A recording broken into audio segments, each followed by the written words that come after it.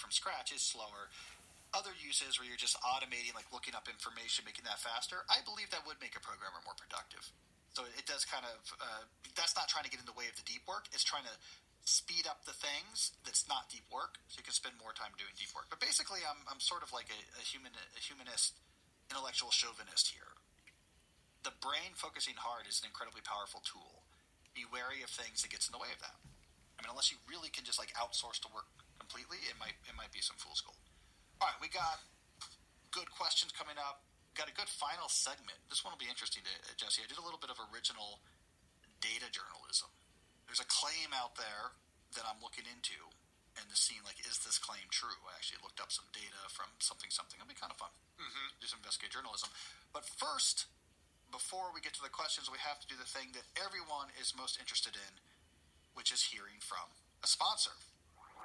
Jesse, we have to talk about Cozy Earth. As listeners know, I'm a huge fan of their sheets. They're the most comfortable sheets we own. What type of sheet? This means I'm not comfortably soft, more formal affairs. Bamboo Ants Jogger Show is also a healthy relational. Makes 7 million clients with a diverse. It's better help. 8 ChatGPT. Sure. Couple project slash. Our listeners can get 10%. All right. Speaking of questions, let's move on to our own.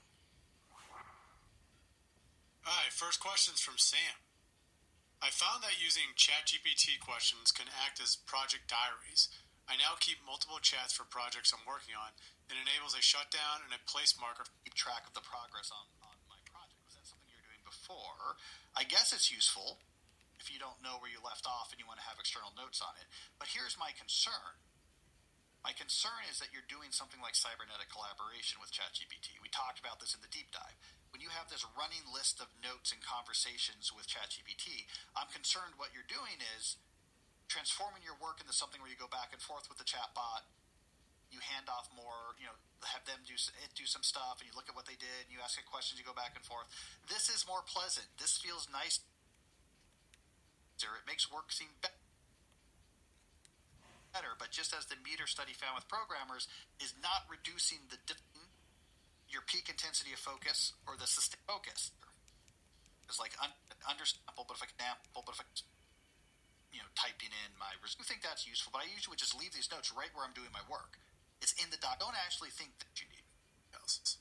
Well, I mean, it depends what you're trying to do on that experience as a student professor. So if it's like, this is arbitrary information I want to remember, every week or so you want to keep going back and doing that active recall. Eventually, if you do active recall enough, it will lock in. But again, be